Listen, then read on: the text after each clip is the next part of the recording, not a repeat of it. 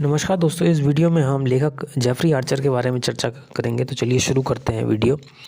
Jeffrey Archer एक best selling अंग्रेजी लेखक और एक पूर्व राजनीतिज्ञ हैं जिनका राजनीतिक जीवन मनगढ़ंत और न्याय के मार्ग को विकृत करने के लिए सजा और कारावास में समाप्त हुआ। आर्चर ने ब्रिटिश संसद के सदस्य और कंजर्वेटिव पार्टी के उपाध्यक्ष के रूप में काम किया है। जेफरी हार्वर्ड आर्चर का जन्म 15 अप्रैल 1940 को लंदन में हुआ था। अंग्रेजी साहित्य, कला और इतिहास में अपना स्तर करने के बाद आर्चर ने पुलिस और सेना में शामिल होने के लिए प्रशिक्षण सहित कई अलग अलग व्यवसायों में अपना हाथ आजमाया, लेकिन एक के रूप में बस गए। विकर हिल में शारीरिक शिक्षा शिक्षक, हैम्पशायर में एक प्रेप स्कूल और बाद में कैंट में प्रतिष्ठित डोवर कॉलेज में।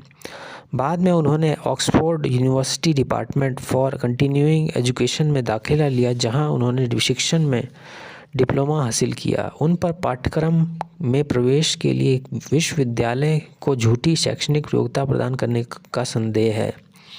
यह ऑक्सफोर्ड में अपना समय के दौरान था कि आर्चर अपनी पत्नी मैरी वीडेन से मिले, जिनसे वह जुलाई 1966 में शादी करेंगे। ऑक्सफोर्ड छोड़ने के बाद आर्चर ने धन उगाहना जारी रखा। 1967 में ग्रेटर लंदन का काउंसिल में कंजर्वेटिव काउंसिलर बनकर राजनीति में भी सक्रिय होने लगे। 1969 में आर्चर ने अपने खुद की फंड जुटाने वाली कंपनी एरो एंटरप्राइजेस और एक आर्ट गैलरी शुरू की, जिसे 2 साल बाद नुकसान के कारण बेच दिया। आर्चर को पहली बार 1976 में उनकी पहली पुस्तक not a Penney more not a Penney less के प्रकाशन के बाद एक साहित्यकार के रूप में पहचाना गया था।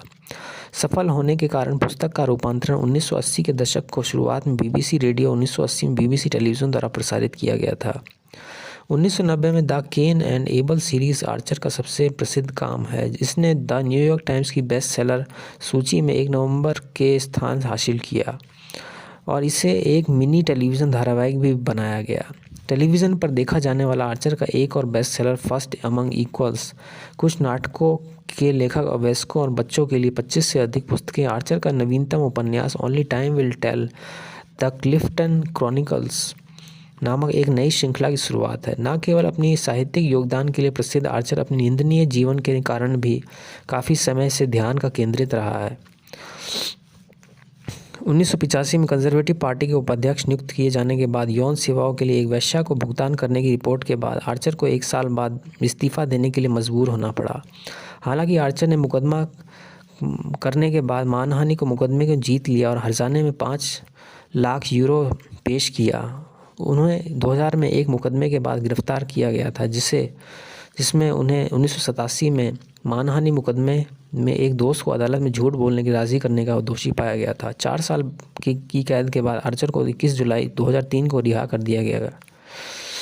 जेफरी आर्चर अभी भी सार्वजनिक शख्सियत के बारे में बहुत चर्चा में है, चाहे वह उनकी किताबों के लिए या घोटालों के लिए। इसी के साथ इस वीडियो को यहीं समाप्त करते हैं। हमारे चैनल को लाइक, सब्सक्राइब और कमेंट अवश्य करें। धन्यवाद दोस्तों।